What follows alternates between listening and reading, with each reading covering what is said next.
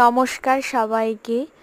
সকলকে জানাই শুভ নববর্ষের প্রীতি শুভেচ্ছা। এই দিনটা ছিল নববর্ষের দিন, পয়লা বৈশাখ।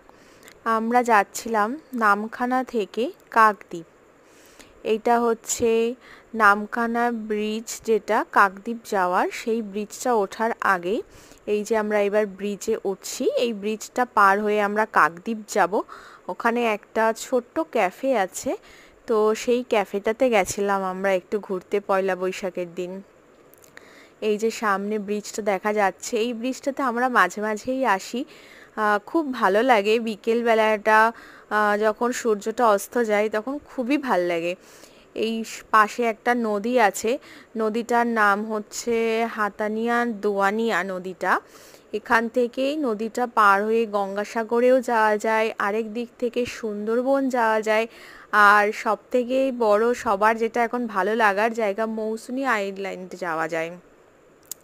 এই যে আমরা হাই করছি, আমার হাজবেন্ড আর আমি দুজনে গেছিলাম।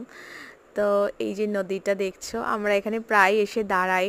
খুব সুন্দর হাওয়া দেয় বিকেলে, এত সুন্দর লাগে, মানে না মানে সামনে থেকে দেখলে বুঝতে পারবে না তোমরা।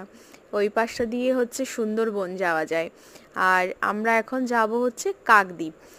এই যে নদীটার আমি একটা ভিডিও তুলছিলাম, আমি ওকে বললাম একটু দাঁড়াও, যেহেতু সূর্যটার আলোটা পড়ছিল বেশ ভাল লাগছিল, তাই আমি একটা ক্লিপ নিয়েছিলাম ভিডিওটার।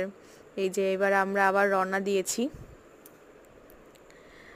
দুজনে যাচ্ছি। অনেকটা, বেশ খানিকটাই দূর, প্রায় ধরো 40 মিনিট মতন লাগে যেতে। নামখানা থেকে আমরা যে ক্যাফেটাতে গেছিলাম, ক্যাফেটার খাবারগুলোও বেশ ভালো ছিল। আমরা তো প্রথমে বুঝতে পারছিলাম না যে কেমন হবে, এইটা আমি হট করে আসছিল, মানে যখন যাচ্ছিলাম তখন দেখলাম আর কি, বেশ ভালো লাগছিল। এই যে আমরা পৌঁছে গেছি ক্যাফেতে, বেশ ভালো ছোট্ট। আমরা দুটো স্টার্টার আইটেম নিয়েছিলাম, একটা হচ্ছে ফিশ কাটলেট হচ্ছে, আর এটা হচ্ছে প্যান ফ্রাইড মোমো ছিল। বেশ ভালো ছিল খেতে। আর রাত্রিবেলা এখানে আমাদের যেখানে আমরা এখন ভাড়া থাকি, ওই বাড়িতে সবাই মিলে আর কি পিকনিক হয়েছিল, এই দিদিভাই রান্না করছিল।